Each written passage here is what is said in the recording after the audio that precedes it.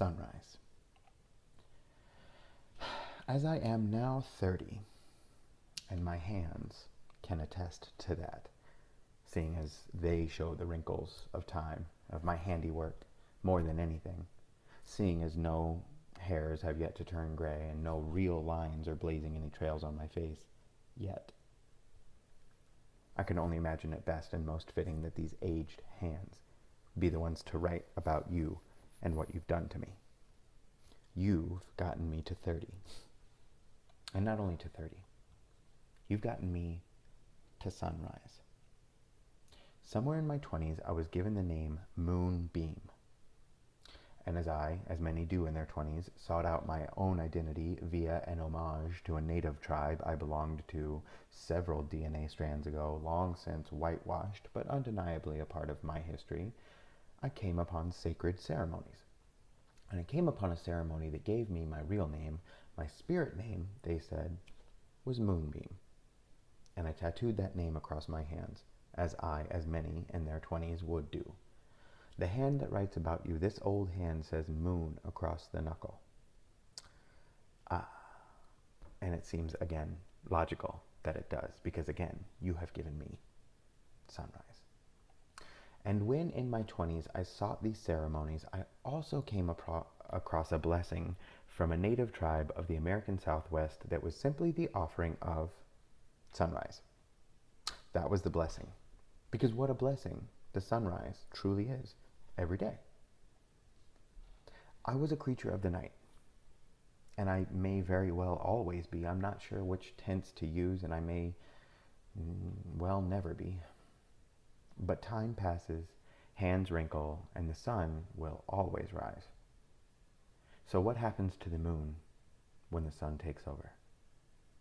What happens to the boy in his 20s who has run screaming, laughing, crying, fighting, sleeping, dying, and flying through this world when the ratio of questions to answers and life begins to shift and this child of the moon begins to finally catch his breath?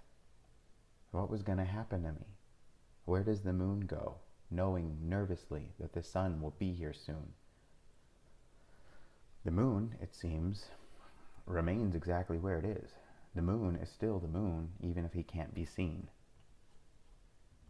Whomever did or did not whisper into my ear somewhere along the way that growing up was a scary, scary thing was wrong to tell me that, but was not wrong at all.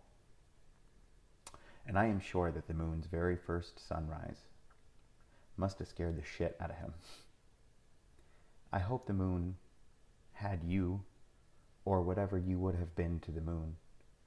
I hope that when that happened for the first time, there was something like you there to be as kind to him as you have been to me, the beam.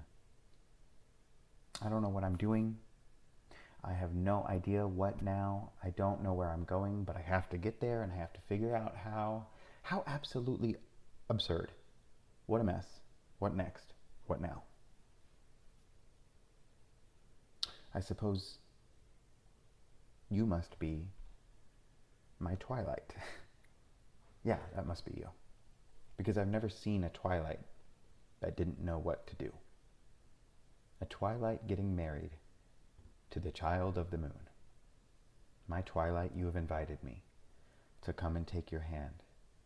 You have listened while I panicked and you smiled without answers. I suppose I don't need answers. I don't really need to know. I just need someone to listen, who has seen sunrise before, someone who knows. Marry me, my twilight, because sunrise never stops. And I want to know this blessing. I want to thank it every time. I want to be your promise, and I want you to be mine. I want to give you sunsets. I want to shine my light. I want to show you moonbeams that are lighting up the skies. So take us to the mornings, and we'll live such a life. I'll give us all the evenings, and you'll give us sunrise.